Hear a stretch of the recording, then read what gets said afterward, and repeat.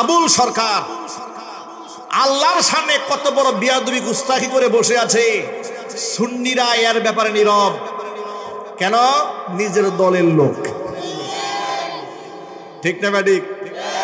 মিলাদ কিয়াম নিয়ে দেখি ঝগড়া করতে করে স্টেজে দাঁড়ায় যায়, তেহারিও দাঁড়ায়, জিলাপিও দাঁড়ায়, এমন কুদানি দেয় মনে হয় এখনই লাগবে মাইকলার সাথে মারামারি। কিন্তু আল্লাহ তাআলাকে এত বড় গালি দিয়েছে, এত অকথ্য ভাষায় আল্লাহর শানে বিয়াদবি করেছে, এদের কোনো প্রতিবাদের ভাষা নাই। প্রতিবাদ করেছে আমাদের ঘা খাওয়ার পরে। কি বলে শোনেন, তারা বলে যে আল্লাহর শানে যে বিয়াদবি করেছে কাজটা ঠিক হয় নাই, শব্দ চয়নটা সুন্দর হয় নাই। মানে তাহলে সুন্দর গালি দেওয়ার আরো রাস্তা আছে মনে হয় নাকি? শব্দ চয়ন নাকি সুন্দর হয় না, এটা হলো প্রতিবাদের ভাষা। আল্লাহর শানে শব্দ চয়ন না, সে যে গুস্তাখি করেছে, প্রথমত আল্লাহর শানে 4টা মিথ্যা কথা বলেছে। কয়টা? একটু জোরে বলেন। এবার প্রমাণ নেন। সে বলেছে, যদিও তার জের জবর পেশ ঠিক না, আমি একটু পেশ ঠিক করে বলে দেই। আউয়ালু মা খালাকাল্লাহু নূরি, আল্লাহ প্রথমে আমার নূর সৃষ্টি করেছেন। এক বর্ণনা। আউয়ালু মা খালাকাল্লাহুল আরশ, আল্লাহ প্রথমে আরশ সৃষ্টি করেছেন। আউয়ালু মা খালাকাল্লাহুর রূহ, আল্লাহ প্রথমে রূহ সৃষ্টি করেছেন। আউয়ালু মা খালাকাল্লাহুল ইশক, আল্লাহ প্রথমে মহব্বত সৃষ্টি করেছেন। এই 4টা কথা বলে এই বাউল শয়তান বলে, বাউল সরকার না শয়তান? সরকার না শয়তান? বাউল শয়তান বলে আল্লাহ তাআলা এক জায়গায় বলে আল্লাহ আগে রূহ সৃষ্টি করেছেন, আরেক জায়গায় বলেন ইশক সৃষ্টি করেছেন, আরেক জায়গায় বলে আরশ সৃষ্টি করেছেন, আরেক জায়গায় বলে নূর সৃষ্টি করেছেন। এক মুখে কয় কথা কয় আল্লাহ, আল্লাহর মুখ কয়টা? নাউজুবিল্লাহ। বলে আল্লাহর মুখ কয়টা? এক মুখে যে 2 কথা কয় তারে মুখ কয় না, অন্য কিছু কয়। এ কথা বলে হাত দিয়ে নিজের নিতম্বের দিকে ইঙ্গিত করেছে। ওটা আমি মুখে আর বললাম না, আপনারা বুঝে নিন, আপনারা শুনে তো ফেলছেন। এই বক্তব্য তো আমার যুবকরা শুনেছে, কি যুবকরা শুনে নাই? এবার আপনারা বলেন, ও বাউল না ফাউল, ও আওয়ামী লীগ না বিএনপি না জামাত না জাতীয় পার্টি, ওর পরিচয়ে আমার কাছে মাপ পাওয়া যাবে না। মুসলমানদের সমাজে 90 থেকে 92% মুসলিম অধ্যুষিত এই দেশে নেতাকে গালি দিলে তার কর্মীরা আদালত চত্বরে চলে যায় দৌড়িয়ে তার জবাব দিতে চাওয়ার জন্য। ঠিক কিনা বলেন? আমার প্রশ্ন হচ্ছে, নেতাকে আঘাত করলে তোমরা আইনি নোটিশ পাঠিয়ে দাও। আল্লাহ তাআলাকে এত বড় গালমন্দ করেছে, মুসলমানের সন্তান তো সহ্য করার কথা নয়। তার সর্বোচ্চ শাস্তি মৃত্যুদণ্ড দিতে হবে। দেশে যদি আইন না থাকে আইন পরিবর্তন করে দিতে হবে। কারণ প্রচলিত আইন তো ফেরেশতা বানায় নাই, কারা বানিয়েছে? মানুষ বানিয়েছে। আইন পরিবর্তনের সিস্টেম কি বাংলাদেশে নাই? স্বৈরাচারের আমলে ওই কাদের মোল্লাকে ফাঁসি দেওয়ার জন্য আইন নতুন করে বানিয়ে নিরপরাধ মানুষকে ফাঁসি দেয় নাই?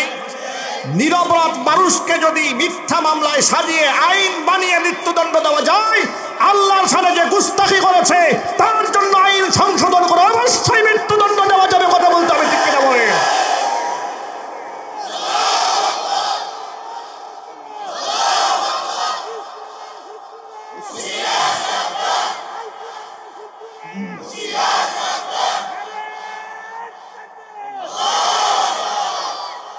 আমার যুবক ভাইরা, এই ভণ্ড প্রথমত আল্লাহর শানে শুধু বিয়াদবি করে নাই, যে 4টা কথা বলেছে আল্লাহর নামে সবগুলো ডাহা মিথ্যা কথা। এই যে আউয়ালু মা খালাকাল্লাহু নূরি, আউয়ালু মা খালাকাল্লাহুল ইশক, এই যে 4টা কথা বলেছে না, রূহ সৃষ্টি করেছে, আরশ সৃষ্টি করেছে, নূর সৃষ্টি করেছে প্রথম, এই সবগুলো তো আল্লাহর নামে বলেছে। আল্লাহ নাকি বলেছেন? আচ্ছা, এই ধরনের কোনো আয়াত কি কোরআন শরীফে আছে? কথা বলেন না কেন? আরো জোরে বলেন। আপনারা তো কোরআন পড়েন, কোরআন তো আমার একা সম্পদ নয়। এই ধরনের কথা কোথাও কোরআন পেয়েছেন? তাহলে সে আল্লাহর কথা বলে আল্লাহর নামে মিথ্যা কথা চালিয়েছে। নাম্বার 1, এই কথাগুলো হাদিসও না, মানে নবীর কথাও না। যে কথা আল্লাহর নয়, যে কথা আল্লাহ রসুলের নয়, কারণ আল্লাহর কথা তো দ্বিমুখী সংঘর্ষ লাগতে পারে না। কি বলেন আপনারা? আল্লাহর এক কথা কি আরেক কথার বিরোধ হতে পারে? রসুলের এক কথাকে আরেক কথার বিরোধ হতে পারে? সে আল্লাহর সামনে চারটা মিথ্যা কথা বানিয়ে আবার আল্লাহকেই প্রশ্ন করা জর্জরিত করে বলে আল্লাহ এক মুখে কয় কথা কয়।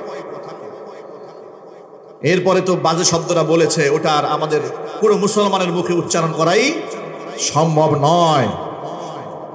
উচিত তো ছিল এই কুলাঙ্গারকে যখন অ্যারেস্ট করা হয়েছে, সারা বাংলাদেশের কিসের আওয়ামী লীগ, কিসের বিএনপি, কিসের জামাত, কিসের জাতীয় পার্টি, কিসের এনসিপি, সকল দলের মুসলমানদের বিবৃতি একটা হওয়া দরকার ছিল। কারণ আল্লাহর ক্ষেত্রে তো কোনো রাজনীতি নাই। আচ্ছা, আল্লাহকে যে সম্মান দিতে হবে আর ধর্মে আঘাত দেওয়া যাবে না, এখানেও কি রাজনীতি আছে? ধরেন এরকম আছে নাকি যে আমার দলের কেউ যদি আল্লাহরে গালি দেয় তাহলে অসুবিধা নেই, এরকম কি বলেন? নতুন করে গড়ে উঠেছে এনসিপি, সেই এনসিপির এক সদস্য এই কুলাঙ্গারের বিরুদ্ধে কথা বলেছে, এই জন্য এনসিপি থেকে তাকে সাময়িক বরখাস্ত করা হয়েছে। এনসিপির যারা নীতি নির্ধারক আছেন তাদের কাছে আমার প্রশ্ন, এই জুলাই যুদ্ধে আপনাদের অংশীদারিত্বের কারণে আপনাদের প্রতি জাতির একটা সফট কর্নার ছিল, ঠিক না? বেরিয়ে জুড়ে বলেন। আপনারা কোথাও গেলে সার্জিস, হাসানাত, এরপরে যদি ডাক্তার মহিলা কোথাও গেলে লোকেরা একটু সম্মান করত। কেন? কারণ তারা এই জুলাই বিপ্লবের সামনের সারিতে লড়াই করেছে, জীবনের ঝুঁকি নিয়ে কাজ করেছে, সফট কর্নার ছিল। এই জন্য আপনাদের রাজনৈতিক উত্থানে এই জাতি অসন্তুষ্ট নয়, সন্তুষ্টই ছিল। কিন্তু আপনারা যেভাবে এই তাওহিদি মুসলমানদের বিরুদ্ধে গিয়ে রাম বামদের খপ্পরে পড়ে এই বাউলের পক্ষ অবলম্বন করলেন, এর দ্বারা কিন্তু আপনারা ওই লুডু খেলার সাপের মুখে বসছেন। কথা ঠিক না? বেরিয়ে জুড়ে বলেন। লুডু চিনেন তো নাকি? খেলছেন কখনো? কোন কোন আল্লাহর ওলি খেলছেন এখানে দেখি তো? ছোটবেলায় খেলছেন। এই ছোটবেলা তো আমরাও খেলেছি, বড় হয়ে খেলা যায়। আচ্ছা, লুডু খেলার উল্টা পৃষ্ঠে সাপ খেলা আছে না? সাপ খেলার মধ্যে মই পাইলে একদম এক ধাপে লাফ দিয়ে উপরে, আর সাপের মুখে বললে নিচে। আমি এনসিপির উদাহরণটা এভাবেই দিতে পারি।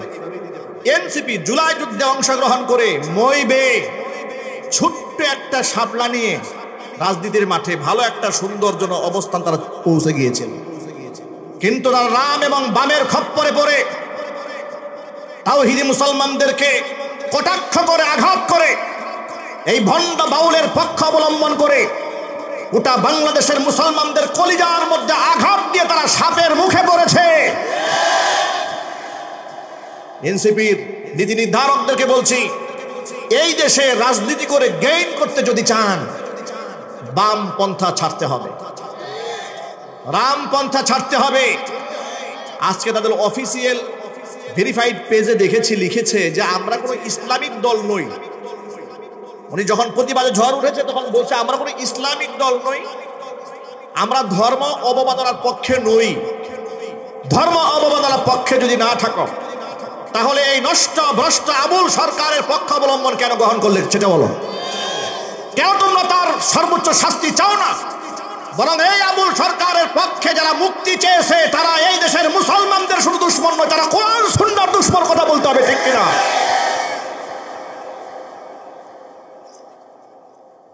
শুরু হয়ে গেছে।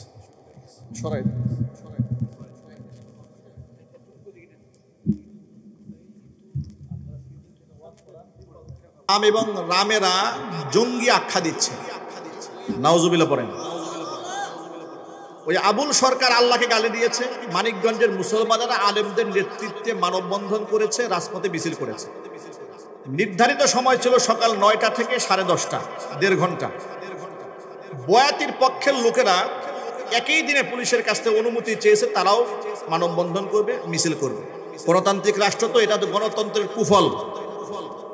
এই যে গণতন্ত্র হারাম বলা হয় না কেন, এবার বুঝেন। গণতন্ত্র হচ্ছে এমন জিনিস যে সবাই, হক হোক আর বাতিল হোক, বাতিলের পক্ষেও কথা বলার সুযোগ থাকে। এটা হলো গণতন্ত্রের কুফল। তা না হলে আল্লাহকে গালি দিয়েছে, তার পক্ষে আবার মিছিল করার পারমিশন পাই কি করে? হাড্ডি তো ভেঙে দেওয়া দরকার। এখানে আবার রাজনীতি কিসের? গালি দিয়েছে আল্লাহকে, তার পক্ষে ছাপাই দেওয়ার জন্য দেখি আবার ফরহাদ মাযহার বুইরা খাটাস রেডি হয়ে গেছে। নিজেকে বড় বুদ্ধিজীবী ভাবেন ফরহাদ মাযহার সাহেব। অনেক বিজ্ঞ মনে করেন, কবি সাহিত্যিক মনে করেন, দরবেশ মনে করেন, বাউলগিরি বাদ দিয়ে দেন। মুসলমানদের কলিজায় আঘাত করে এই বাউল আবুল সরকার যে বেয়াদবিটা করেছে, আল্লাহর সামনে বেয়াদবি করে যে দৃষ্টতা সে দেখিয়েছে, উচিত ছিল এই ফরহাদ মাজহারের তার শাস্তি দাবি করা। সেই ফরহাদ মাজহার বলে আবুল সরকারকে গ্রেফতার করা মানে আমি ফরহাদ মাজহারকে গ্রেফতার করা। এত মোহব্বত, এত পীড়িত ক্ষুদাদ্রোহীর সাথে। এর দ্বারা প্রমাণ হয় আবুল সরকারের যে বক্তব্য, আবুল সরকার যেই বক্তব্য দিয়ে কুফরি করেছে, কাফের হয়েছে, এর যে শাস্তি ফরহাদ মাজহার প্রকাশ্যে তার পক্ষে অবস্থান নিয়ে তারও সেই শাস্তি পাওয়া উচিত। বেয়াদবি তো সেও করেছে, কথা ঠিক না বেরিক জুড়ে বলেন, সেও তো বেয়াদবি করেছে।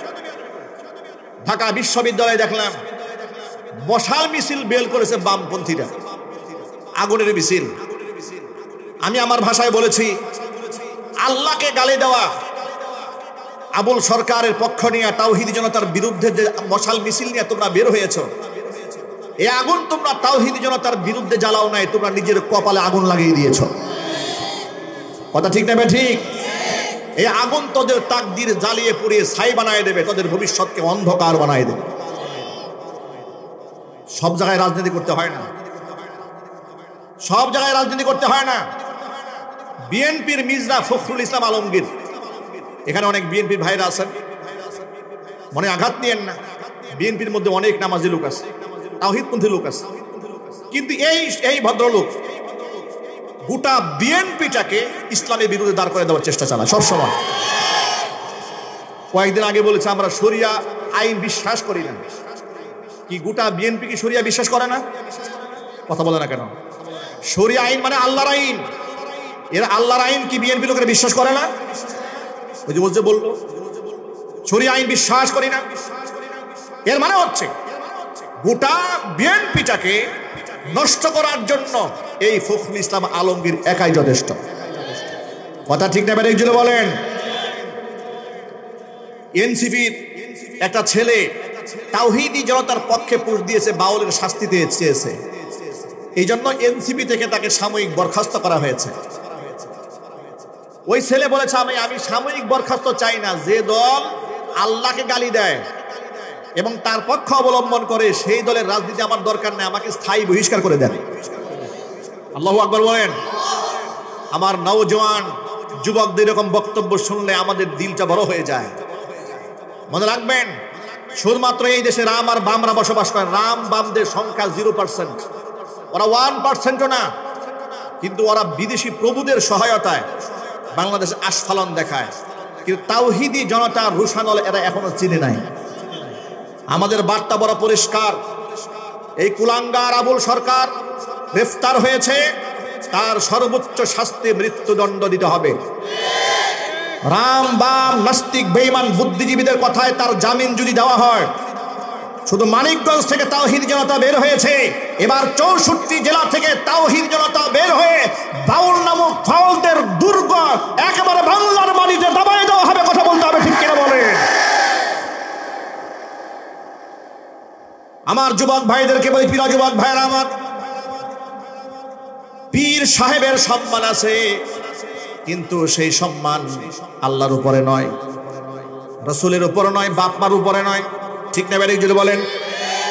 এই যে বাউল আর তথাকথিত সুন্নি ভণ্ড বেদাতি যেগুলো আছে, এগুলো দেখবেন সামান্য একেবারে নাথিং বিষয়, যেগুলো বিষয় না। নবী নূরের তৈরি না মাটির তৈরি, বিলাত কি দাঁড়ায় পড়বো না শুয়া পড়বো, এগুলো নিয়ে কুদি আর ফান্দি এমন দেয় যে কুদানি ঠেলায় কি মাইক থাকবে না যাবে খোঁজখবর নাই। কিন্তু যে আল্লাহর গালি দিয়েছে এখন আর কুদাকুদি নাই। তার মানে কি জানেন, ও যে নিজের দলের লোক, এই সুন্নিদের সাথে কিন্তু আবার এই সমস্ত বাউলদের বিরাট খাতির। কথা বলে না কেন? কারণ এগুলো তো একই দলের, ওদের যে বক্তাগুলো না এগুলো বাউল থেকেই আসছে, এগুলো আলেম হয়ে তো আসে নাই। আলেমই যদি হয়ে আসতো তাহলে বাউলের পক্ষে কথা বলার সাহস পাইতো। যে আলাউদ্দিন জিলাপি জন্মই হয়েছে বেদাতের আখড়ায়। কথা বলে না কেন? আটরশির বেদাতের আখড়ায় ওর জন্ম, ওখান থেকে হয়তো ভাগ বাটোয়ারায় মিলে নাই, বহিষ্কৃত হয়েছে।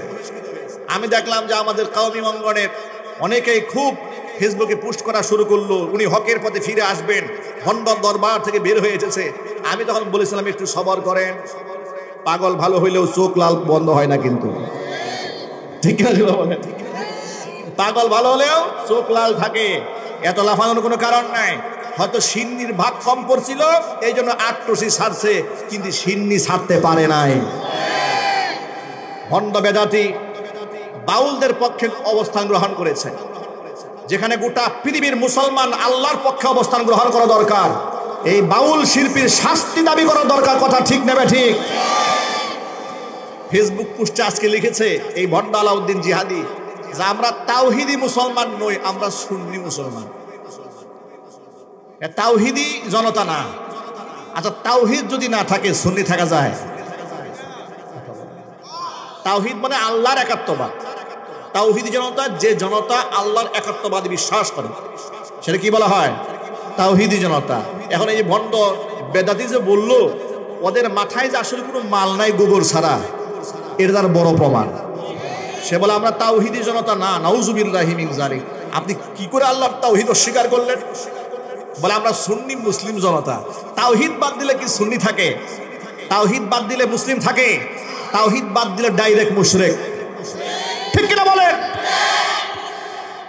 এই সমস্ত আউল বাউল ফাউল ভণ্ড মাজারি বেদাতি সবগুলাকে চ্যালেঞ্জ করে বলি, তোমাদের গুরু, তোমাদের আব্বা এই বাউল সরকার, আবুল সরকার আল্লাহর সামনে যে বেয়াদবি করেছে, তার শাস্তির ব্যাপারে যদি তাল বাহানা তোমরা করো, শাস্তি যেন না হয় এই জন্য যদি তোমরা সামান্যতম কোনো প্রকার পদক্ষেপ তোমাদের থাকে, মনে রেখো এদেশের তাওহিদি মুসলমান শুধুমাত্র মানিকগঞ্জে বসে নাই, টেকনাফ থেকে তেতুলিয়া, রূপসা থেকে পাথুরিয়া পর্যন্ত যুবকদের গায়ে আল্লাহর মহব্বতে রক্ত টকবক করছে। ঢাকা বিশ্ববিদ্যালয় যারা আশফালান দেখাচ্ছ, ফরহাদ মাজহারের পেতাত্তাগুলা যারা, নাস্তিক বেঈমানদের পেতাত্তা যারা, শাহরিয়ার কবিরের পেতাত্তা যারা, মুনতাসির মামুনের পেতাত্তা যারা, ইনুর পেতাত্তা যারা, বাম এবং রাম যারা এই বাউলদের পক্ষে অবস্থান গ্রহণ করেছে, মনে রেখো এদেশের মানুষ বাউলদের বিরুদ্ধে কথা বলে নাই। বাউল এক শিল্পী, আল্লাহকে গালি দিয়েছে, তার বিরুদ্ধে কথা বলেছে। ঘোলা পানিতে মাছ শিকার করতে আসবে না। বাউল এই দেশের হাজার বছরের ঐতিহ্য। এই ধরনের কথা বলে আবুল সরকারের ভণ্ডামি আর এর কুলচুরপূর্ণ বক্তব্যের শাস্তি পাওয়া থেকে তাকে তোমরা রেহাই করতে পারবে না। এদেশে আগুন জ্বালায় দেওয়া হবে।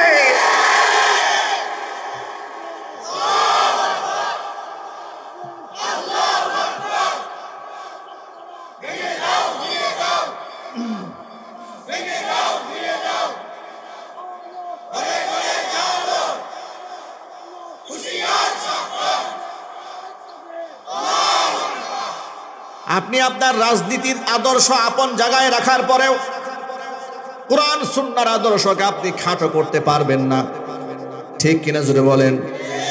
আল্লাহ দুশ্মন, নবীর দুশ্মনের সাথে মুসলমানদের কোনো মহাব্বত থাকতে নাই। এটা আমার বানানো কোনো কথা নয়, এটা আল্লাহর কোরআনের কথা। সূরা মুজাদালা 28 নম্বর পারা, হিফজ কোরআন শরীফ 4 নম্বর পৃষ্ঠা খুলে দেখুন। সূরা মুজাদালার সর্বশেষ আয়াতে আল্লাহ কি বলেছেন? 22 নম্বর আয়াতে আল্লাহ বলেন, লা তাজিদু কওমান ইউমিনুনা বিল্লাহি ওয়াল ইয়াউমিল আখির ইউয়াদ্দুনা মান হাদ্দাল্লাহা ওয়া রাসূলাহু ওয়ালাউ কানু আবাআহুম أو أبناءهم أو إخوانهم أو عشيرتهم أولئك كتب في قلوبهم الإيمان وأيدهم بروح منه। নবীজি, যে সমস্ত ব্যক্তিরা আমি আল্লাহ এবং আমার রাসূলের সাথে শত্রুতা করে, ওই সমস্ত ব্যক্তিদের সাথে আপনি কখনো দেখবেন না যারা আমি আল্লাহর উপর ঈমান আনে, পরকালের উপর ঈমান আনে। এই ঈমানদার বান্দারা কখনো ওই সমস্ত ব্যক্তিদের সাথে সখ্যতা রাখতে পারে না। ওয়ালাউ কানু আবাহুম, যদি ওই সমস্ত খোদাদ্রোহীরা তাদের বাবাও হয়, আও আবনাহুম, নিজের সন্তান হয়, আও ইখওয়ানাহুম, নিজের ভাই হয়, আও আশিরাতাহুম, নিজের আত্মীয় স্বজন যদি হয়। এরপর আল্লাহর দুশ্মন যারা, নবীর দুশ্মন যারা, তাদের সাথে মুমিনদের কোনো সখ্যতা মহাব্বত থাকতে পারে না। ফখরুল ইসলাম আলমগীরের কথা বলছিলাম, কেন শোনেন? তিনি বলেছেন বাউলরা হচ্ছে বাংলাদেশের হাজার বছরের ঐতিহ্য ধরে রেখেছে বাংলাদেশে। সুতরাং তাওহীদি জনতা ধর্মান্ধতার পরিচয় দিয়েছে এই বাউলের বিরুদ্ধে মিছিল করে, নাউজুবিল্লাহ বলেন। এবং তারা বলেছে যে তাওহীদি জনতা নাকি বাউলদের উপর হামলা করেছে। এর চাইতে ডাহা মিথ্যা কথা আর একটাও নাই। তাওহীদি জনতা বাউলদের উপর হামলা করে নাই, বরং তাওহীদি জনতা যখন রাজপথে মানববন্ধন করেছে, মিছিল করেছে, তাদের দেওয়া সময়ের মধ্যে বাউলদের পক্ষ থেকে উগ্রবাদীরা উস্কানি দিয়ে এই আলেমরা আমাদেরকে প্রোটেস্ট করার জন্য সামনে এসেছে। উভয়ের মধ্যে ধাওয়া পাল্টা ধাওয়া হয়েছে। তো কেউ তো এখানে বলা হচ্ছে যে তাওহীদি জনতা বাউল ভক্তদের উপর আক্রমণ করেছে, আবার প্রত্যেকে আমাদেরকে নিরীহ বাউলদের উপর হামলা করা হচ্ছে। দেখেছেন ঘটনা ঘটছে কি আর প্রচার করে কি। আবার এই সংবাদ নিয়ে মিথ্যা সংবাদের উপরে বসে বসে বুদ্ধিজীবীরা বুদ্ধি বিতরণ করে। এরা বুদ্ধিজীবী নয়, এগুলা সব হচ্ছে বুদ্ধি বিক্রি করে খাওয়া বুদ্ধি প্রতিবন্ধী। ঠিক কিনা বলেন? এই কাজগুলো এরা করছে। আর ফখরুল ইসলাম আলমগীর সাহেব বললেন যে তাওহীদি জনতার নামে ব্যানারে ধর্মান্ধতা দেখিয়েছে। আবার দেখলাম একজনে বলল যারা এই বাউল সরকারদের বিরুদ্ধে, বাউলদের বিরুদ্ধে মিছিল করেছে সব জঙ্গি। নাউজুবিল্লাহ পড়ে। আবার কেউ বলল পাকিস্তানি। নাউজুবিল্লাহ। তুমি আল্লাহর সামনে গালি দিলা, আমি প্রতিবাদ করলাম, আমি জঙ্গি হয়ে গেলাম? তুমি আল্লাহরে বোকা দিলা, আমি মানববন্ধন করলাম, আমি ধর্মান্ধ হয়ে গেলাম? তুমি সুশীল হয়ে গেলা? তোমার মতো সুশীলদের জন্য আমার পায়ের জুতাই যথেষ্ট। তোমার মতো সুশীলের জন্য আমার এর থেকে আর উত্তম উপহার নাই। ঠিক না ব্যাটিক জুড়ে বলেন? ওরা আবার আমাদেরকে হুমকি দেয়। ওরা এই দেশের তাওহীদি জনতার আস্ফালন সম্পর্কে কোনো ধারণাই রাখে না।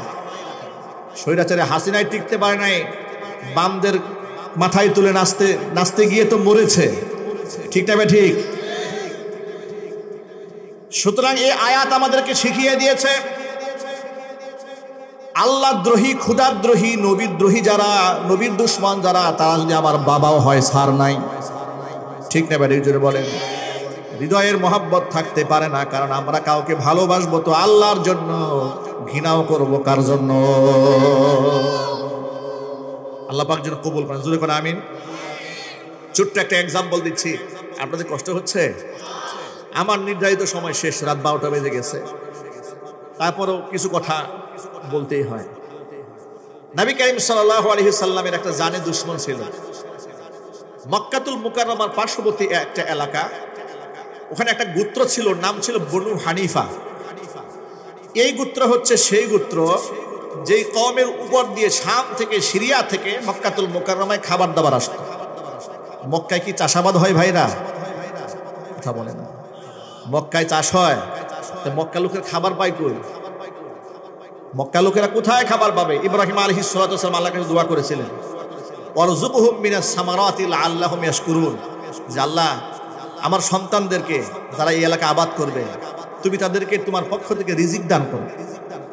কেমন রিজিক? মিনাস সামারাত, অনেক ফল ফলাদি দিয়ে রিজিক দিও, যাতে করে এরা শুকরিয়া আদায় করতে পারে। ইব্রাহিম আলাইহিস সালাতু ওয়াস সালামের দোয়ার বদৌলতে যেই মক্কায় ধান হয় না, গম হয় না, ফল হয় না, ফলাদি হয় না, পৃথিবীর এখনো কোনো ফল নাই যে মক্কায় পাওয়া যায় না। আল্লাহু আকবার বলেন। এমন এমন কলা আপনি মক্কায় পাবেন। আপনি তো কিশোরগঞ্জের বাজিতপুরের গ্রামের মানুষ, আপনার মনে হবে যে আমি মাত্র নিজের গাছ থেকে ছিললাম। এত টাটকা কলা যেগুলো আমরা বাংলাদেশে পাই না, বিশ্বাস করেন হজে গিয়ে সেগুলোও খাওয়া যায়। সুবহানাল্লাহ বলেন। এগুলো আল্লাহর নবীর দোয়া। এই যে খাবারগুলো ঢুকে মক্কায়, বাহির থেকে ঢুকে, সব খাবার বাহির থেকে ঢুকে।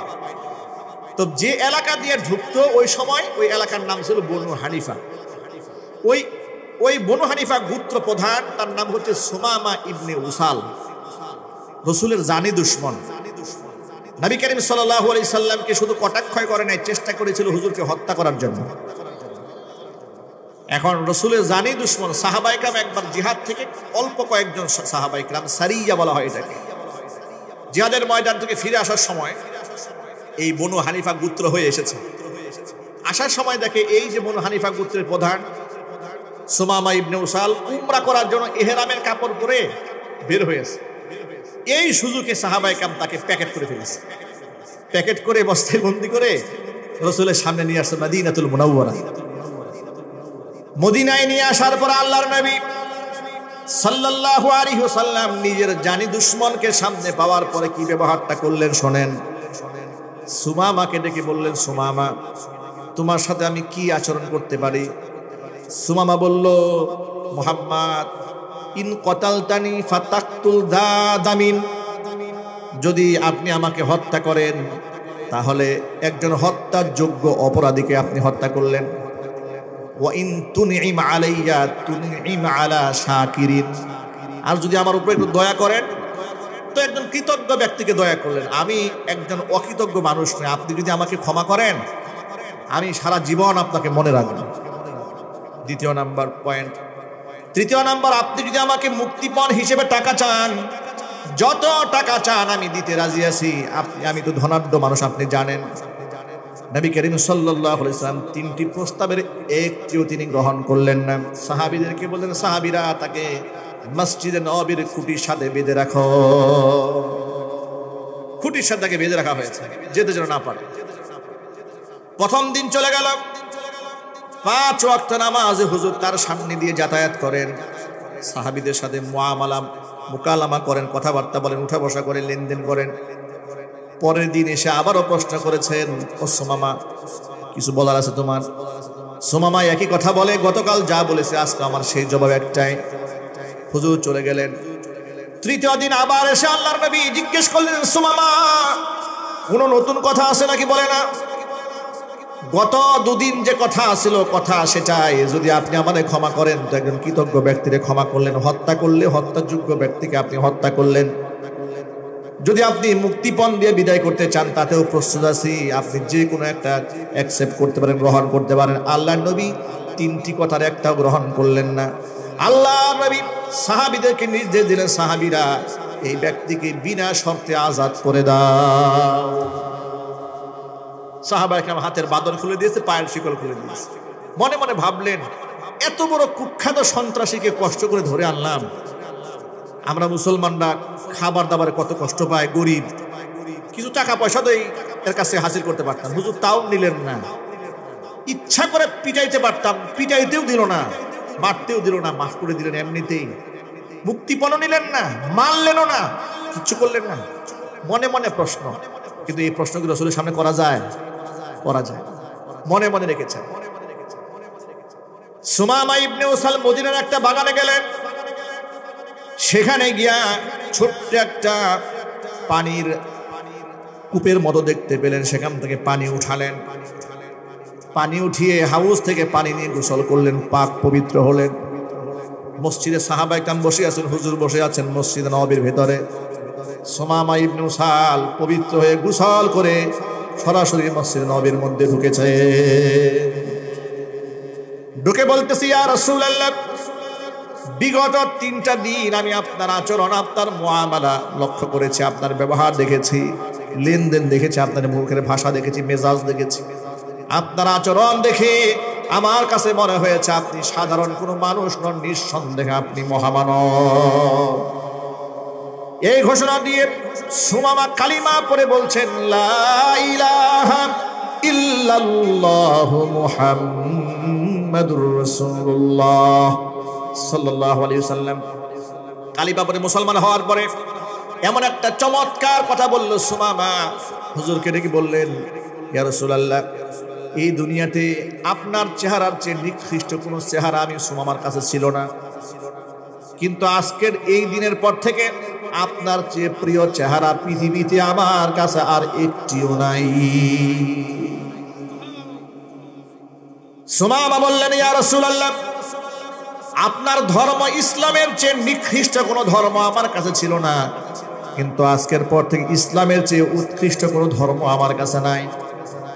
আপনার শহর মদিনাতুল মুনাওয়ারার চেয়ে নিকৃষ্ট শহর আমার কাছে ছিল না, আজকের পর থেকে মদিনার চেয়ে প্রিয় শহর আমার কাছে আর একটাও নাই। এ কথা বলার পরে উমরে ফারুক রাদিয়াল্লাহু তাআলা আনহু পাশে বসে আছেন। হযরত ওমর সুমামা ইবনে উসালকে ডেকে বলে, সুমামা আনতা আহাব্বু ইলাইয়া মিন আবনাই। কয়েকদিন আগেও রাস্তার একটা কুকুরের মূল্য আমার কাছে ছিল, কুফরি হালতে একটা কুকুরের দাম আছিল আমার কাছে, কিন্তু তোমার সেই দামটা ছিল না।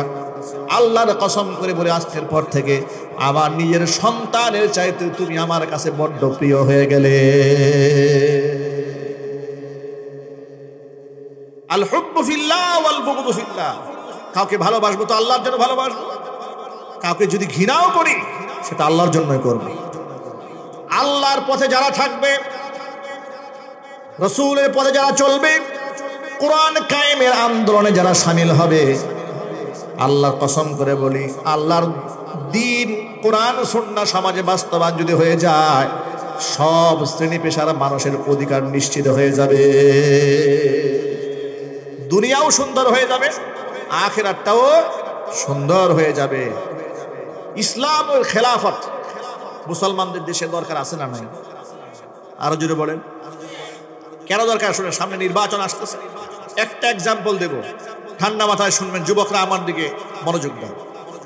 উমর রাদিয়াল্লাহু তাআলা আনহু অর্ধ জাহানের শাসক, দুর্বল কোনো শাসক নয়, এমন শাসক তিনি রাস্তায় হাঁটলে শয়তান ওই রাস্তায় পথ ধরে না,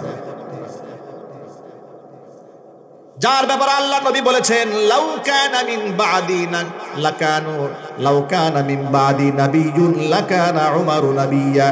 আমার পরে যদি কেউ নবী হতো, নিঃসন্দেহে হযরত ওমর নবী হয়ে যেতেন। সেই ওমর রাদিয়াল্লাহু তাআলা আনহু খলিফা থাকা অবস্থায় মসজিদে নববীতে খুতবা দেওয়ার জন্য দাঁড়িয়েছেন। এমন সময় জনৈক একজন ব্যক্তি দাঁড়িয়ে গেলেন, হযরত ওমর, আপনার খুতবা পরে শুনবো, আগে আমাদের কাছে একটা জবাব দিয়ে নেন। বলে, কি জবাব? যে গনিমতের মাল থেকে যে কাপড়ের টুকরাগুলা পেয়েছি, এক টুকরা করে সবাই পেয়েছে, আপনিও এক টুকরা পেয়েছেন, আমরাও এক টুকরা দিয়ে জামা বানিয়েছি, কিন্তু আপনি যে জুব্বাটা গায়ে দিয়েছেন দুই টুকরাওয়ালা জুব্বা। আপনি কি রাষ্ট্র শাসক হিসেবে, গভর্নর হিসেবে, খলিফা হিসেবে এক টুকরা বেশি ফ্যাসিলিটিস নিয়েছেন?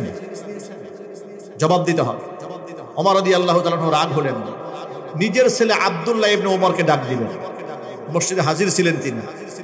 আব্দুল্লাহ ইবনে ওমর দাঁড়ালেন, দাঁড়িয়ে বললেন, প্রিয় মুসল্লিনে কেরাম, আমার বাবা খলিফা হওয়ার সুবাদে আলাদা টুকরা কাপড় নেন নাই। আমার বাবা গায়ে লম্বা মানুষ, এক টুকরা কাপড়ে তার হয় না বিধায় যুদ্ধলব্ধ সম্পদ থেকে আমার বাবা পেয়েছে এক টুকরা, আমি আব্দুল্লাহ ইবনে ওমর পেয়েছি এক টুকরা। আমার বাবাকে আমার টুকরাটা দিয়ে দিয়েছে যাতে করে উনি জামাটা বানাতে পারেন। সুবহানাল্লাহ, বাড়ি গিয়ে বলেন, মুসলমানদের খলিফা, এই ছিল মুসলিম শাসক। এই ইতিহাসগুলো আমাদের স্কুলে পড়ানো দরকার, বিশ্ববিদ্যালয়ে পড়ানো দরকার, বিসিএস ক্যাডার হতে গেলে এই ইতিহাসগুলো পড়ানো দরকার। ঠিক নেবে? এরাই তো এক সময় জজ হবে, ব্যারিস্টার হবে, প্রশাসক হবে, আইনজীবী হবে, এক সময় এমপি হবে, মন্ত্রী হবে, প্রাইম মিনিস্টার হবে। মুসলিম শাসকের চরিত্র এমন হয়। আর আমার দেশের স্বৈরাচারী তথাকথিত তাহাজ্জুদ গুজারি কাঁঠাল রানী কত বড় তাহাজ্জুদ গুজারি ছিলেন, সবার সামনে বলতেন, আমার কিছু না, আমি আমার নিজের জন্য কি করেছি, নিজের জন্য কি করেছি। আজকে অগ্রণী ব্যাংকে তার লকার খোলা হয়েছে, লকার খুলে মাত্র 832 ভরি স্বর্ণ পাওয়া গেছে। বেশি না, মাত্র কত? মাত্র 832 ভরি স্বর্ণ। নিজের জন্য তিনি কিছুই করেন নাই, যা করেছেন সব লকারের জন্য করছেন। কথা ঠিক না বেঠিক বলেন? এ হচ্ছে মুসলিম দেশের শাসক, যারা আমাদেরকে গরুর গোশতের পরিবর্তে কাঁঠাল দিয়ে বার্গার খেতে বলতেন, যারা আমাদেরকে কাঁচামরিচ এটাকে শুকাইয়া ফ্রিজে রাখতে বলতেন, যারা আমাদেরকে খেজুরের পরিবর্তে বড়ই খেতে বলতেন, যারা আমাদের দেশে রমজান মাসে তার ইফতারের প্রোগ্রাম বন্ধ করে দিয়েছিল টাকার অভাবের কথা বলে। কথা ঠিক নেবে ঠিক? এই হচ্ছে তাদের লকারের অবস্থা। এই জন্য তো ক্ষমতার মজা, এত মজা, এই মজা আর ছাড়তে মনে চায় না। কথা ঠিক নেবে ঠিক বলেন? কারণ ওরা বুঝে গেছে ক্ষমতা মানেই টাকা। ক্ষমতা মানে কি? টাকা। দেশ কি এমনিই দেউলিয়া হয়েছিল? এই কারণেই হয়েছে। এই ছোট্ট একটা এক্সাম্পল এই জন্য দিয়েছি যে এরা যাদের অন্তরে আল্লাহর ভয় নাই, যাদের অন্তরে পরকালের জবাবদিহিতার ভয় নাই, কবর আযাবের ভয় নাই, তারা যদি শাসক হয়, তারা এই 832 ভরির জায়গায় এটা 1664 ভরি করবে। কিন্তু সেই সুযোগ এদেশের মুসলমানরা আর দেবে না ইনশাআল্লাহ। জুড়ে বলেন না ইনশাআল্লাহ। এই দেশে কোরআনী শাসন ব্যবস্থা কায়েম হয়ে যাবে ইনশাআল্লাহ।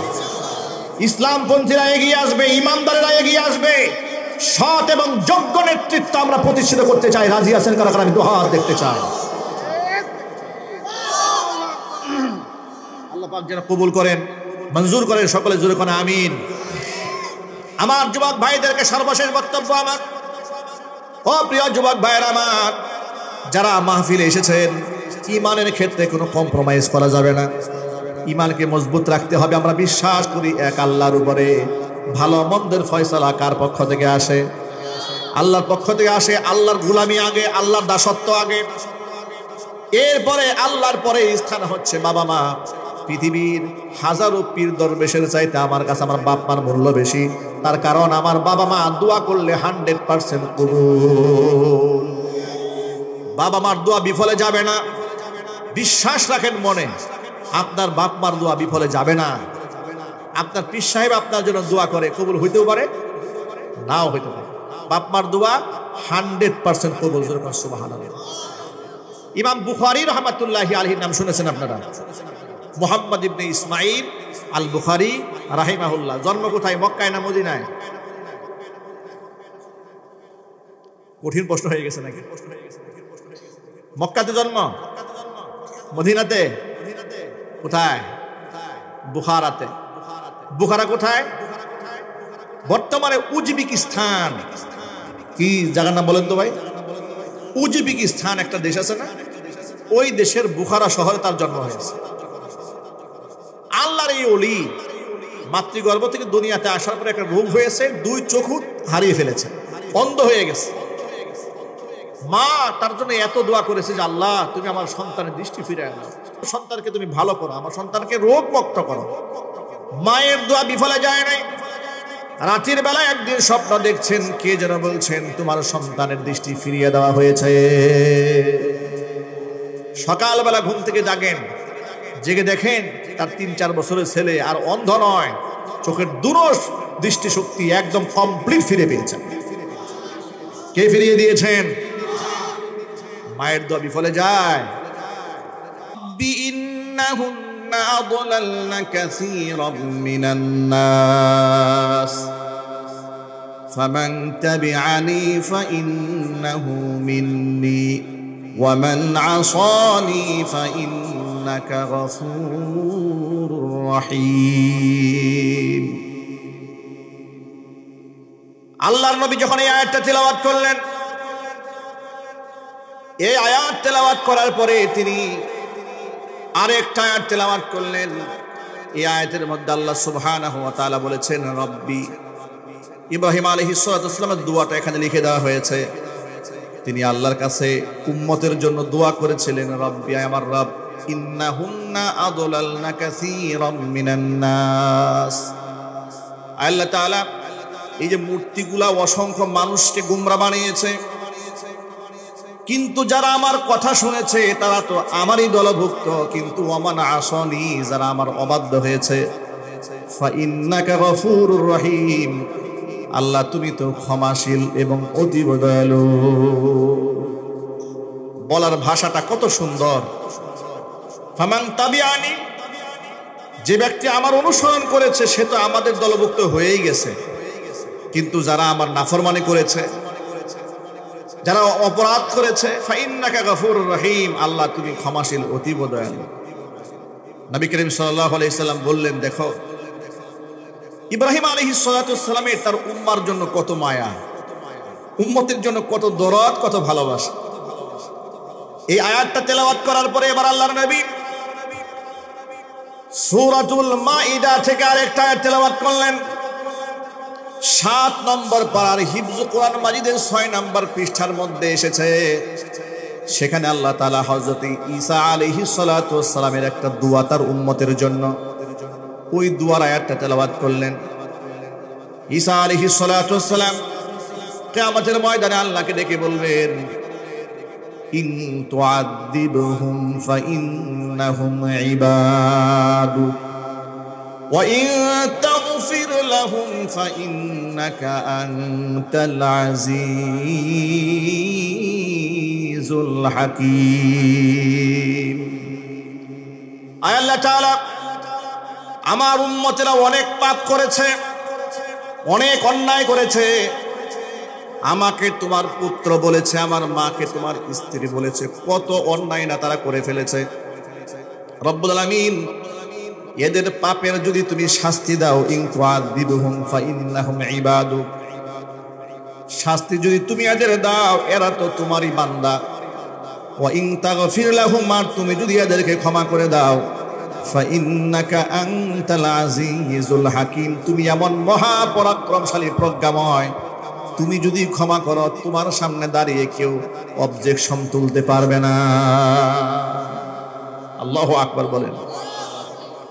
এই দুয়ার মধ্যে ফুটে উঠেছে নবী ঈসা আলাইহিস সালাতু ওয়াস সালাম তার উম্মতকে কত ভালোবাসতেন। দুইটা আয়াত তেলাওয়াত। এক আয়াতে ফুটে উঠলো ইব্রাহিম আলাইহিস সালাতু ওয়াস সালাম তার উম্মতকে কত ভালোবাসতেন। আরেকটা আয়াতের মধ্যে ফুটে উঠলো হযরত ঈসা আলাইহিস সালাতু ওয়াস সালাম তার উম্মতকে কত ভালোবাসতেন। এই দুইটা আয়াত তেলাওয়াত করে আল্লাহ নবী এইভাবে আকাশ পানে হাত তুললেন। হাত তুলে উম্মতি উম্মতি উম্মতি বলে চোখের পানি অঝরে ছাড়লেন। এত কান্না করলেন যে চোখের পানি দাড়ি ভিজে ভিজে বুকের মধ্যে পড়ছে, এত কান্না। একটু এক বাক্যে সকলে মিলে জবাব দেবেন, নবী করিম সাল্লাল্লাহু আলাইহি সাল্লাম কেন কান্না করেন, মনের মধ্যে কি আছে সেই খবর আল্লাহর কাছে আছে না নাই? আরো জোরে বলতে হবে, আছে না নাই? এরপরেও আল্লাহ পাক হুজুরের সম্মান বাড়িয়ে দেওয়ার জন্য জিবরাইলকে পাঠালেন। জিবরাইল আমিন এলেন, প্রশ্ন করলেন, মা ইউবকিকা ইয়া রাসূলুল্লাহ, হে আল্লাহর রাসূল, আপনি কান্না করেন কেন? কি জন্য কান্না করেন? এবার আল্লাহর নবী তার নিজের উম্মতের ব্যাপারে যা বলার বললেন। জিবরাইল আলাইহিস সালাতু ওয়াস সালাম চলে গেলেন আল্লাহ পাকের কাছে। আল্লাহর কাছে গিয়ে বলেন, রব্বুল আলামিন, নবিয়ুনা মুহাম্মদ রাসূলুল্লাহ সাল্লাল্লাহু আলাইহি সাল্লাম আপনার বন্ধু কান্না করে তো একমাত্র উম্মতের জন্য কান্না করে, উম্মতের নাজাত এবং মুক্তি কামনায় কান্না করে। জোরে বলেন সুবহানাল্লাহ।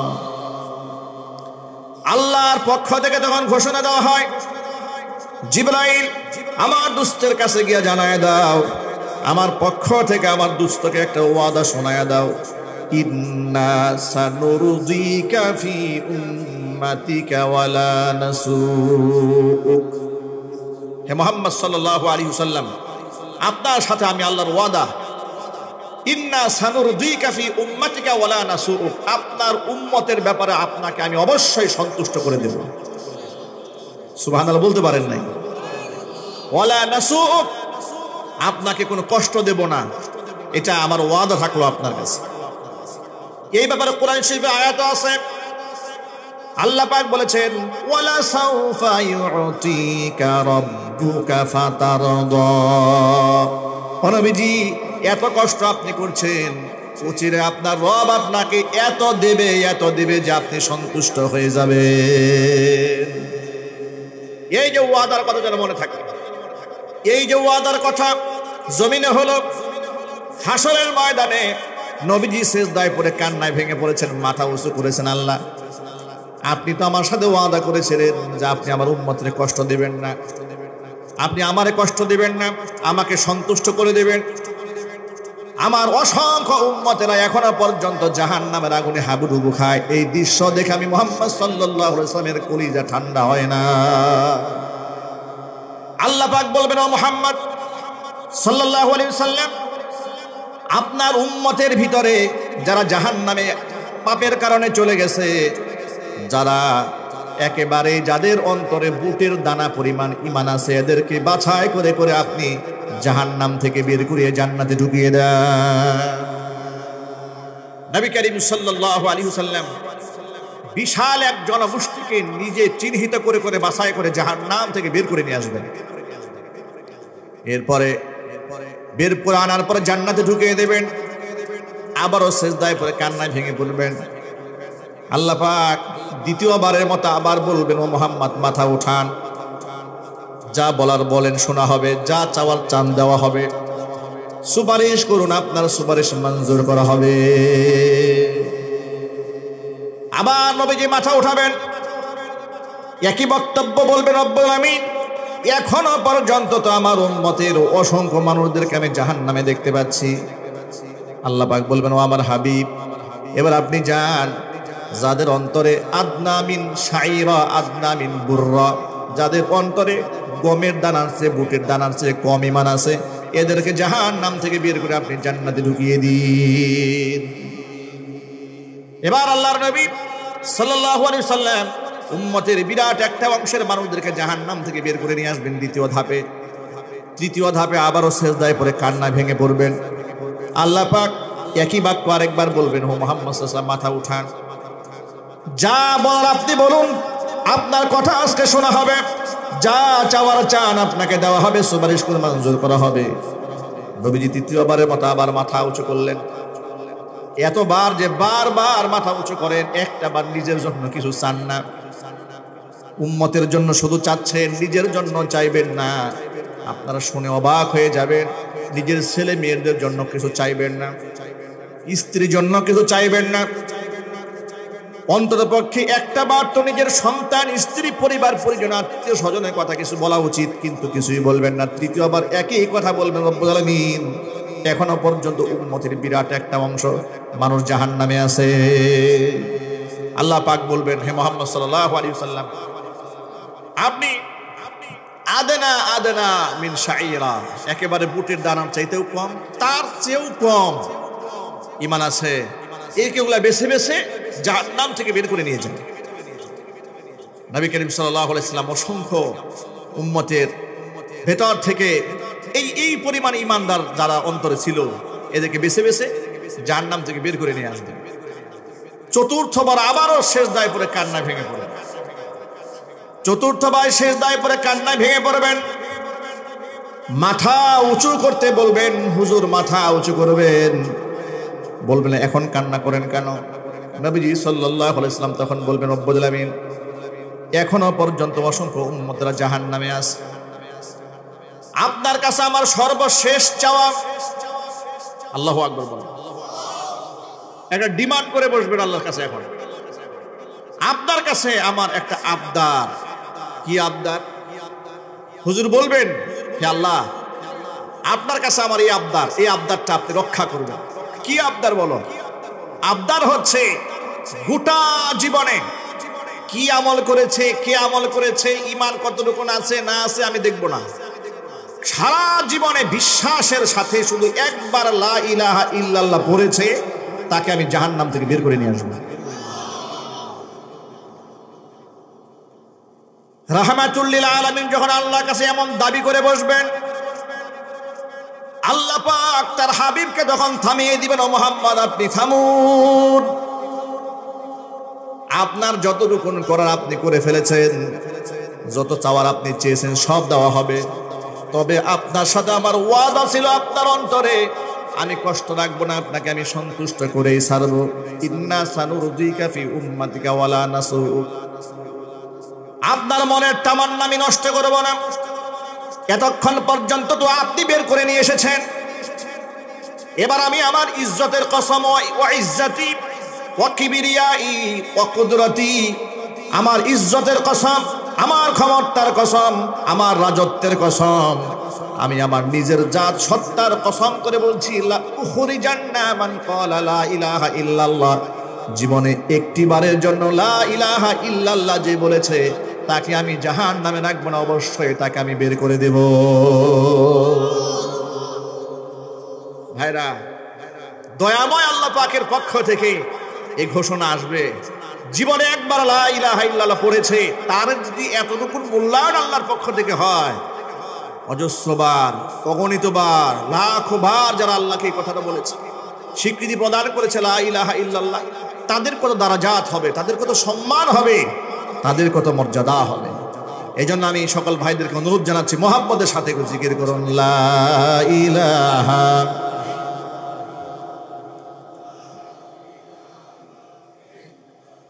মহাব্বতে বলেন লা ইলাহা ইল্লাল্লাহ, লা ইলাহা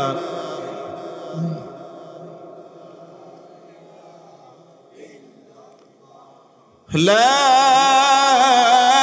ইলাহা ইল্লাল্লাহ মুহাম্মাদুর রাসূলুল্লাহ সাল্লাল্লাহু আলাইহি ওয়াসাল্লাম। ঐতিহ্যবাহী সন্তানরা সব বিদেশ সেটেল হয়ে গেছে, বাপ মা বৃদ্ধ মানুষ দেশে থাকে। বিশ্বাস করেন তাদের বাজার যাওয়ার সামর্থ্য নেই, কাজের বুয়ারা টুকিটাকি কাজ টাজ করে দেয়, ইতিমের মতো জীবনযাপন করে। বছরের পর বছর চলে যায়, খোঁজ খবর পর্যন্ত রাখে না। উত্তরবঙ্গে একটা বৃদ্ধাশ্রম আছে, বৃদ্ধাশ্রমের নাম হচ্ছে বেলা শেষে। নাম কি? নামটা আমাকে ভালো লেগেছে, খুব আনকমন নাম, বেলা শেষে, মানে জীবনের শেষ মুহূর্তে যখন চলে আসে এই জন্য নাম দিয়েছে বেলা শেষে। একটা টেলিভিশনে এক সাক্ষাৎকারে সেখানকার যিনি চেয়ারম্যান, একজন মহিলা, এই বৃদ্ধাশ্রম যিনি করেছেন, তার একটা সাক্ষাৎকার প্রচারিত হয়েছিল, আমরা অনলাইন সোশ্যাল মিডিয়াতে দেখেছি। তিনি তার বাস্তব জীবনে কিছু গল্প শোনাতে গিয়ে বললেন, এবং বলতে গিয়ে উনি কান্নাও করে দিয়েছেন, যে মোহাম্মদপুরে তার কোন এক মহিলার সাথে তার ঘনিষ্ঠ সম্পর্ক ছিল, মোটামুটি প্রভাবশালী। সন্তানরা বিদেশে সেটেল, আমেরিকায় থাকে। দুই ছেলে ডাক্তার, বিদেশে সেটেল হয়েছে। বুঝেন কত উন্নত মানের ডাক্তার হলে সেখানে চিকিৎসা করছে, ভালো অবস্থানে আছে। মা এখানে খুব অসহায় অবস্থায় আছে। তিনি বলেন যে হঠাৎ করে প্রায় সময় দেখা হয়, একদিন দেখা হচ্ছে না, বাস কয়েকদিন চলে গেল এরকম। আমি চিন্তা করলাম কি ব্যাপার, প্রতিদিন দেখা হচ্ছে, হঠাৎ দেখা সাক্ষাৎ বন্ধ হয়ে গেল। উনি বলছেন যে আমি ওই মহিলার বাড়িতে গেলাম, দেখি ভেতর থেকে দরজা বন্ধ করা। তখন প্রশাসনের লোকদেরকে খবর টবর দিয়ে দরজা খুলেছে। খোলার পরে গিয়ে দেখে যে খুব বিভৎস অবস্থা, সেই মহিলা বিছানায় পেশাব করে, পায়খানা করে, খুব বাজে অবস্থা। তাকে দেখার কেউ নাই। তাকে সেখান থেকে আনা হলো, ঢাকা মেডিকেল কলেজে নিয়ে গেলাম, সেখানে গিয়ে ট্রিটমেন্ট করলাম। মেডিকেলে নেওয়ার পর ট্রিটমেন্ট করে বাড়িতে নিয়ে এসেছি। সন্তানদের নাম্বার জোগাড় করে সন্তানদের সাথে ফোনে কানেক্ট করেছে, সব গল্প বলছেন। সন্তানরা মায়ের এই দুর্দিনের অবস্থা শুনে, দুঃখ দুর্দশার কথা শুনে, অসুস্থতার কথা শুনে সব বিদেশ থেকে এসেছে। এসে যে প্রথম কাজটা করেছে, এটা শুনে আপনি অবাক হয়ে যাবেন। মায়ের এই অন্তিম লগ্নে সন্তানদের ভূমিকা ছিল, মায়ের নামে যত সম্পদ ছিল সব তারা আগে লিখে নিয়েছে। প্রথম পদক্ষেপ। দ্বিতীয় পদক্ষেপ হলো, এই ভদ্র মহিলা বলছেন যে ওরা আমাকে বলল যে আপনি আমাদের বোনের মতো, যেহেতু আমরা কেউ দেশে থাকি না, আমার মায়ের দেখাশোনা আপনি করবেন। আমরা বিদেশ থেকে সব ধরনের খোঁজখবর রাখবো, টাকা পয়সা যা যাওয়ার আমরা দেব। এই কথা বলে আমার উপর দায়িত্ব দিয়ে এই দুই সন্তানই প্রায় 4 কোটি টাকার সম্পদের মতো বিক্রি করে চলে গেল। বিশ্বাস করেন সেই ভদ্র মহিলা, আমি তাকে মায়ের মতোই শ্রদ্ধা করে নিজের কাছে রাখলাম, চিকিৎসা করালাম, এর পেছনে এত শ্রম দিলাম, কত স্মৃতি।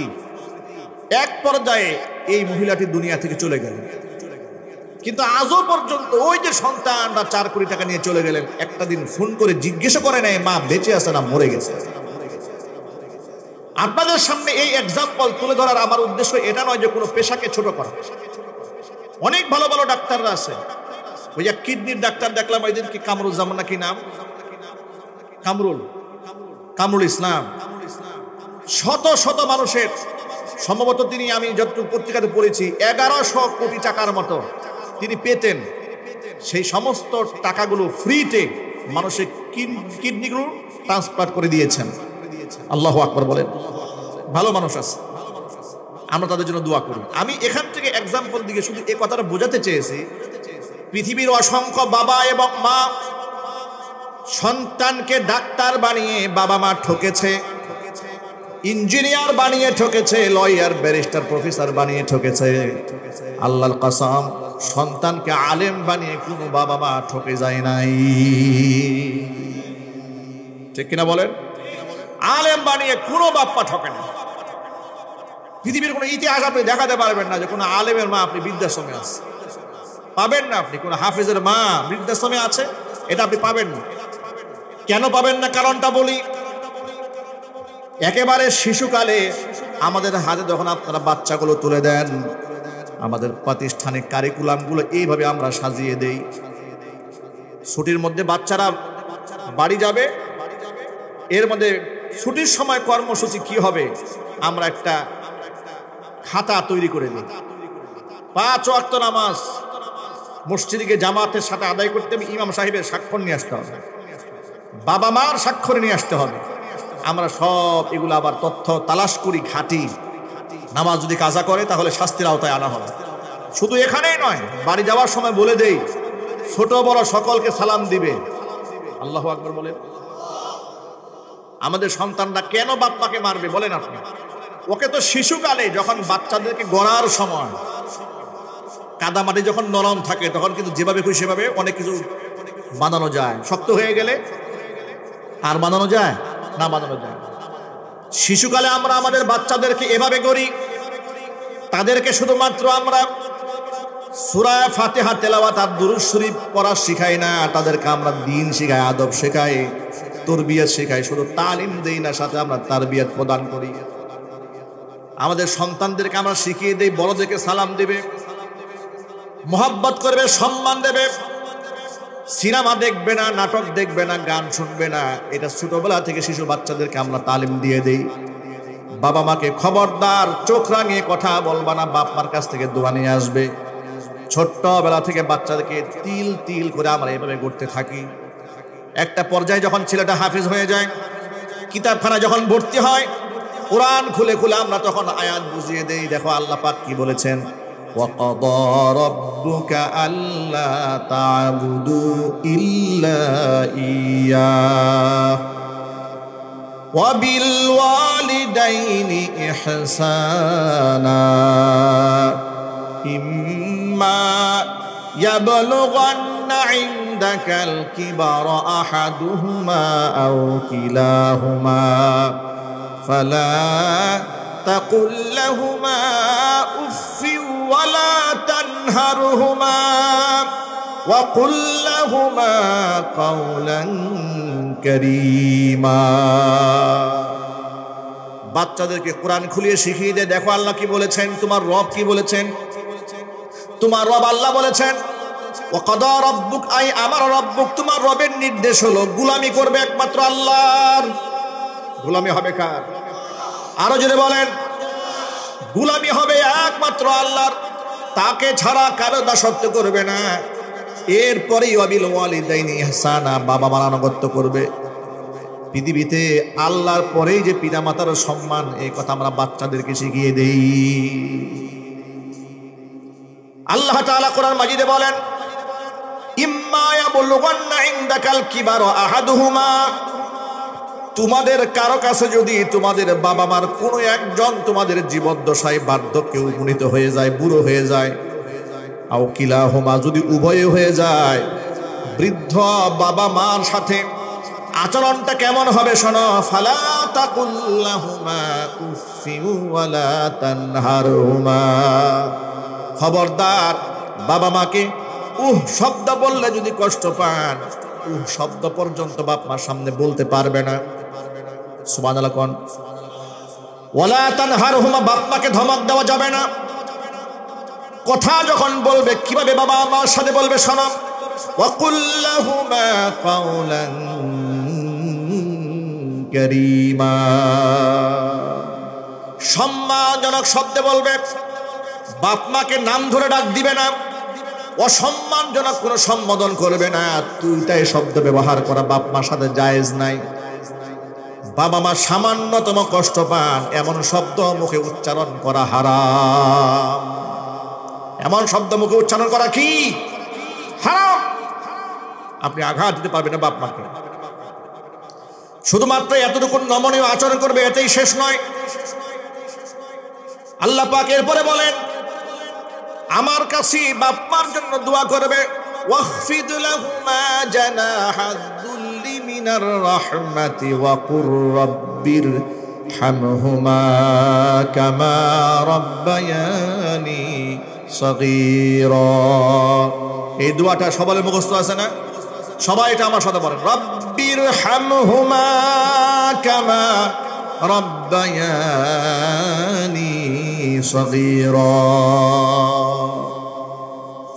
এত সূক্ষ্ম দোয়া, কত সুন্দর দোয়া, এর চেয়ে উন্নত দোয়া বাপ মার জন্য হতেই পারে না। জোরে করেন সুবহানাল্লাহ। আল্লাহ পাক বলেন, ওয়াখফিদ লাহুমা জানাহাদ দুল্লি মিনার রাহমা। বাপ মার সাথে একেবারে নরম আচরণ করো, বিনয়ী হয় বাবা মার সামনে, অহংকারী হয়েও না, দাম্ভিক হয়ে না, মেজাজ দেখিও না বাপ মাকে। শুধু কি তাই, মেজাজ তো দেখাবেই না, বরং আমার কাছে কথা বলে দোয়া করবে, রাব্বির হামহুমা, আয় আল্লাহ তুমি আমার বাবা এবং মার উপর রহমত দান করো। রাব্বির হামহুমা, এইভাবে রহমত দান করো, কামা রাব্বায়ানি সগীরা, আমি যখন ছোট্ট ছিলাম, একেবারে অবুঝ ছিলাম, আমার বাবা মা যেভাবে আমাকে লালন পালন করেছে, একেবারে শিশু সুলভ ভাবে মহব্বত করেছে। শিশুদের সাথে কেউ খারাপ ব্যবহার করে? জোর আওয়াজে বলেন ভাই।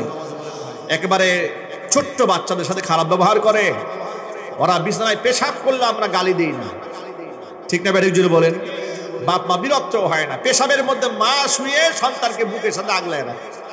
আল্লাহু আকবার বলেন। বাবা সারাদিন গার্মেন্টসে চাকরি করেছে, ক্ষেত খামারে কাজ করেছে, ছেলের অসুখ হয়েছে, রাতের বেলা কান্না শুরু করেছে, মাও যাক না বাবাও যাক না, সকালে 8টায় ডিউটিতে বের হতে হবে, সারা রাত ঘুম নাই, বাচ্চা দাঁড় করে রেখে স্ট্যান্ড বাই দাঁড় করে রেখেছে। এরকম ঘটনা বাবা মার সাথে হয় নাই? কতবার হয়েছে, কত হাজার বার হয়েছে। কতবার আমরা বাপ মাকে এরকম কষ্ট দিয়েছি। সারা দিন পরিশ্রম করেছে, রাতের বেলায় বিছানায় ঘুমোতে যাবে, সন্তান হঠাৎ করে কান্না শুরু করে দিয়েছে। অনেক লোকেরা আমাদেরকে জুমার মসজিদে আছেন, হুজুর একটু তেল নিয়ে আসছে, একটু ফু দিয়ে দেন তো হুজুর। কেন, কি হয়েছে? বলবেন না হুজুর ওই সন্তান হয়েছে, আল্লাহকে ছেলে দিয়েছে, সারা রাত কান্না করে ডিস্টার্ব করে, জ্বালায়, অনেক জ্বালায়। আমি ওই সমস্ত ভাইদেরকে তালিম দিয়ে দিই যে আপনি আয়াতুল কুরসি পরে ফু দিবেন, সূরাতুল ফালাক পরে ফু দিবেন, সূরা নাস পরে ফু দিবেন, কারণ বাচ্চাদের দিকে অনেক সময় বদজিনে আসর করে, ঠিক না? ব্যাটিক জুড়ে বলেন। এরপরে অনেক সময় শুধু বদজিনে আসর করে না, মানুষের বদ নজর, মানুষের কুনজর আছে না নাই? এটা বিষাক্ত তীরের চাইতেও জঘন্য। ভাই আমার, যে কথা বলতে গিয়ে বললাম, তাহলে শিশুকালে বাপ মাকে হাজারো কষ্ট দিলেও বাপ মা বিরক্ত হয় নাই, বরং আদর করে মহব্বত করে আমাদের বাবা মা আমাদেরকে বড় করেছে। আল্লাহ পাক দোয়া শিখিয়ে দিলেন, বান্দারে আমার কাছে এই কথা বলে দোয়া কর, শিশুকালে বাপ মা যেভাবে আদর করেছে আমার বাপ মার তুমি ওই রকম আদর করো। বলেন সুবহানাল্লাহ। এর চেয়ে সূক্ষ্ম, লতিফ, লুৎফা, এত সূক্ষ্ম দোয়া পৃথিবীতে আর নাই। আল্লাহ আমাদেরকে শিখিয়েছেন আমাদের বাপ মার জন্য দোয়া করতে। আমরা 5 ওয়াক্ত নামাজে এই দোয়াটা যেন আমাদের বাদ না যায়, আমরা সব সময় করব। আমরা বলি ইনশাআল্লাহ, কারণ বাবা মার প্রতি কৃতজ্ঞতা আদায় করার দরকার আছে না নাই? নিঃসন্দেহে বাবা মার কৃতজ্ঞতা আদায় করবেন, কারণ স্রষ্টা আল্লাহ তাআলা। এই জন্য আল্লাহর আনুগত্য সবার আগে, কিন্তু বাপ মার ওসিলায় দুনিয়াতে এসেছি, এই জন্য আল্লাহ পাকের পরে বাবা মার মর্যাদা। সন্তান হয়ে কোনোদিন বাপ মার বিচার করতে যাবেন না, ছেলে হয়ে মায়ের বিচার, ছেলে হয়ে বাবার বিচার করতে যাবেন না, কটু বাক্য কখনো বলবেন না। বাপ মা যদি জালেম হয়, বাপ মা যদি কাফির হয়, বাপ মা যদি নাস্তিক হয়, বাপ মার সাথে খারাপ ব্যবহার করা জায়েজ নাই, আল্লাহ পাক হারাম করেছেন। তবে শুধুমাত্র একটা কথা বলে দেই, বাবা মার বৈধ আদেশ আপনি সব মান্য করবেন, কিন্তু বাবা মা যদি অবৈধ আদেশ দিয়ে ফেলেন সেই কথাটা মান্য করা যাবে না। মা বাবার আনুগত্য পৃথিবীতে আল্লাহর পরেই, সুবহানাল্লাহ পরে। পৃথিবীর কোন পীরের মর্যাদা কি আমার বাপ মার চাইতে বেশি হবে?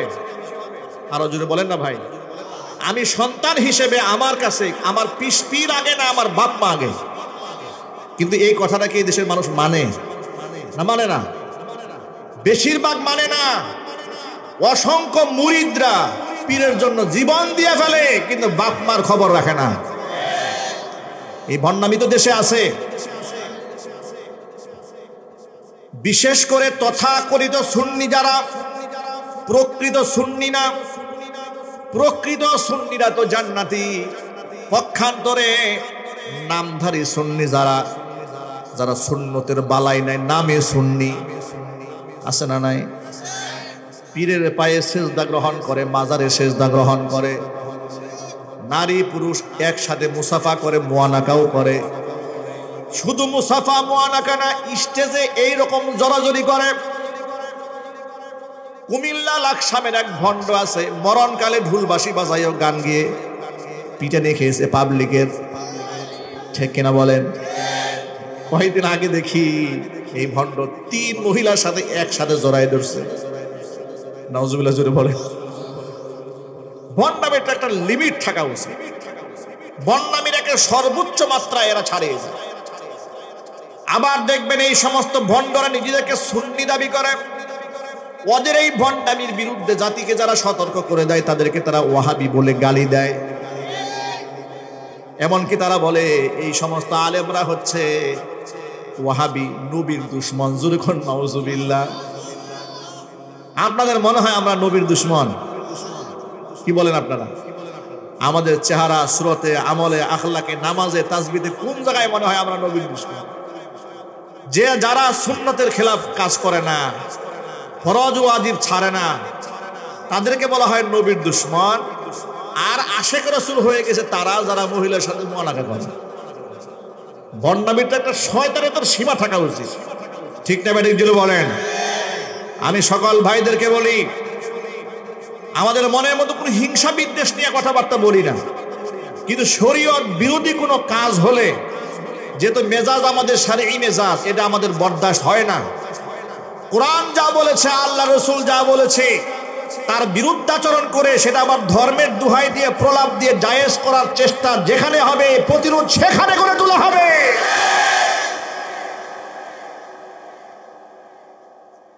ভাইরা আমার, এই সমস্ত ভণ্ডরা, এগুলো তো আলেম না, এগুলো হচ্ছে বাউল।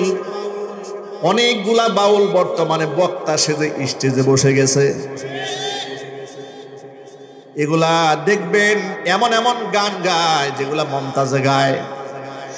মমতাজের গান যে হুজুর ওয়াজের স্টেজে গায়, আল্লাহর কসম ও আলেম না, ও জালেম। মমতাজের গান কি করে বক্তার মুখে বের হয়? তাহলে একটা গান মুখস্থ করতে কত সময় লাগছে চিন্তা করেন তো, ঠিক না? ঠিক জুড়ে বলেন।